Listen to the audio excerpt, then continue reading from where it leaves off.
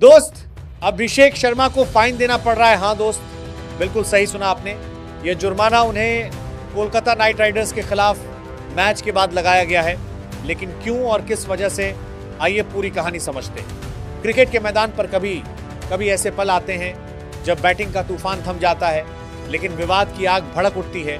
और ऐसा ही एक नज़ारा देखने को मिला सनराइजर्स हैदराबाद बनाम कोलकाता नाइट राइडर्स मैच में। उस मैच में एक तरफ रन की बरसात थी और दूसरी तरफ एक बड़ा विवाद जन्म ले रहा था, जिसके केंद्र में थे अभिषेक शर्मा। दोस्त, उस दिन अभिषेक शर्मा बैट लेकर पूरी तरह आग बन चुके थे। सिर्फ 21 गेंद में 48 रन, चौकों और छक्कों की बारिश। पावर प्ले से ही उन्होंने मैच की दिशा बदल दी थी। ऐसा लग रहा था कि आज एक बड़ी पारी देखने को मिलेगी, लेकिन फिर आया वो पल।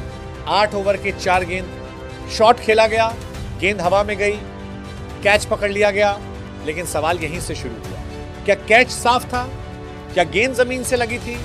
रिप्ले साफ नहीं था, कैमरा एंगल कंफ्यूजिंग था, और यहीं से विवाद शुरू हो गया। दोस्त, आईपीएल जैसी दुनिया की सबसे बड़ी लीग में भी अगर ऐसे क्लियर फैसले नहीं दिख पाते तो सवाल उठना तो बनता है। इससे पहले भी ऐसे विवाद हुए हैं और इस मैच में भी वही कहानी दोहराई गई।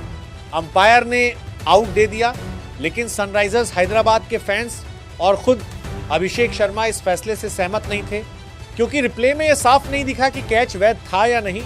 और यहीं पर अभिषेक शर्मा का रिएक्शन सामने आया। मैदान पर उन्होंने अपना असंतोष जाहिर किया।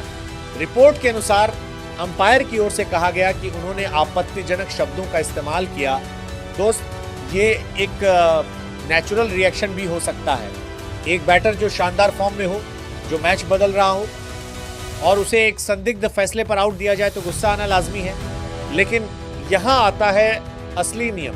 इंडियन प्रीमियर लीग भावनाएं नहीं समझती, यहाँ नियम ही अंतिम होता है। आईपीएल अधिकारियों ने इस मामले की समीक्षा की और इसे कोड ऑफ कंडक्ट का उल्लंघन माना। लेवल 1 का अपराध डिसेंट।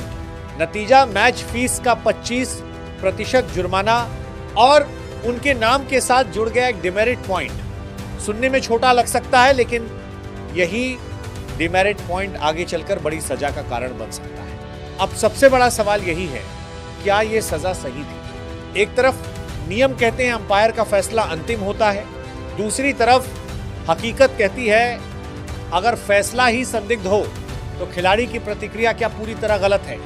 यही टकराव आज क्रिकेट दुनिया में चर्चा का विषय बना हुआ है। लेकिन एक बात माननी पड़ेगी, अभिषेक शर्मा ने अपनी गलती स्वीकार की, कोई अतिरिक्त ड्रामा नहीं किया, सजा मान ली, और यही एक बड़े खिलाड़ी की पहचान होती है।